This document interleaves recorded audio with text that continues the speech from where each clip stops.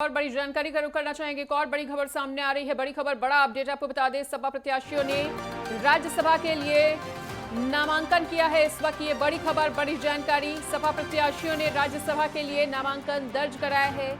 आलोक रंजन, जया बच्चन, रामजी लाल का नामांकन दर्ज होता हुआ सपा अध्यक्ष अखिलेश यादव, शिवपाल यादव इस दौरान मौजूद रहे और समाजवादी पार्टी तीनों को यूपी से भेज रही है राज्यसभा। तो समाजवादी पार्टी ने इन तीनों नेताओं को यूपी से राज्यसभा में भेजने का मन बनाया है, जिसको लेकर इन तीनों ने नामांकन दर्ज करा दिया है अखिलेश यादव और शिवपाल सिंह यादव की मौजूदगी में। और लखनऊ से इस वक्त ये बड़ी खबर, बड़ी जानकारी आपके साथ साझा कर रहे हैं, जहां सपा प्रत्याशियों ने राज्यसभा के लिए नामांकन दर्ज करा दिया है। आलोक रंजन, जया बच्चन, रामजी लाल का नामांकन दर्ज होता हुआ।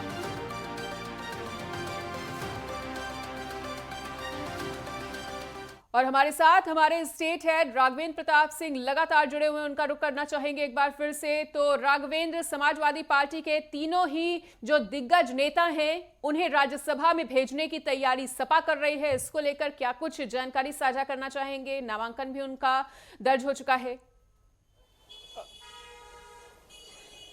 मनीषा, जब तक आरएलडी का साथ था समाजवादी पार्टी के साथ, तो कहीं न कहीं ऐसी संभावना व्यक्त की जा रही थी कि समाजवादी पार्टी अपने 4 प्रत्याशियों को राज्यसभा भेज सकती है। लेकिन समीकरण बदले और उधर चौधरी चरण सिंह को भारत रत्न मिला और आज जयंत चौधरी, जो कभी समाजवादी पार्टी के साथ गठबंधन में थे, आज एनडीए का हिस्सा हो चुके हैं। इसको ध्यान में रखते हुए समाजवादी पार्टी ने अपने 3 ही प्रत्याशियों का नामांकन कराया, क्योंकि चौथे प्रत्याशी के लिए उसके वोट कम पड़ रहे हैं। आलोक रंजन, जो वरिष्ठ आईएएस हैं, सेवानिवृत्त हैं और समाजवादी पार्टी के काफी करीबी माने जाते हैं, उस समय तत्कालीन अखिलेश सरकार में मुख्य सचिव हुआ करते थे। वर्तमान में राज्यसभा में भेजने का काम अखिलेश यादव ने उनको किया है। जया बच्चन, जो पूर्व समय से लगातार राज्यसभा की उम्मीदवार समाजवादी पार्टी से हैं, उन पर एक बार फिर भरोसा जताते हुए, जो अमिताभ बच्चन की पत्नी भी हैं, तो उनको भी राज्यसभा भेजने का निर्णय लिया है। इसके अलावा रामप्रसाद लाल को समाजवादी पार्टी ने राज्यसभा भेजने का निर्णय किया। आज के नामांकन में अखिलेश यादव के साथ साथ उनके चाचा शिवपाल यादव भी बैठक विधानसभा में मौजूद थे।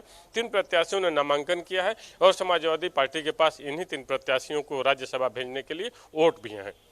बिल्कुल राघवेंद्र, राजनीति के बारे में ऐसा कहा जाता है कि राजनीति में कुछ भी संभव है और इसका जीता जागता उदाहरण यही है कि जयंत चौधरी भी अब बीजेपी में शामिल हो चुके हैं, एनडीए के साथ चले गए हैं। और जब श्री राम मंदिर की प्राण प्रतिष्ठा कार्यक्रम के दौरान जया बच्चन और बिग बी यानी कि अमिताभ बच्चन शामिल हुए थे उस भव्य आयोजन में, तो सियासी हलकों में ये अटकलें काफी ज्यादा तेज हो गई थी कि हो सकता है जया बच्चन भी कभी ना कहीं भी बीजेपी में शामिल हो जाए। तो क्या अब इन अटकलों पर विराम लग जाता है इस नामांकन के दर्ज होने की प्रक्रिया के साथ ही?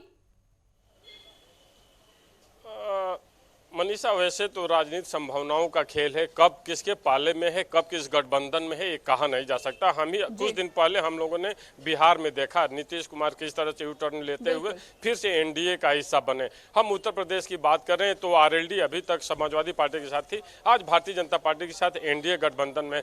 जहां तक जया बच्चन की बात आपने कही, तो जया बच्चन को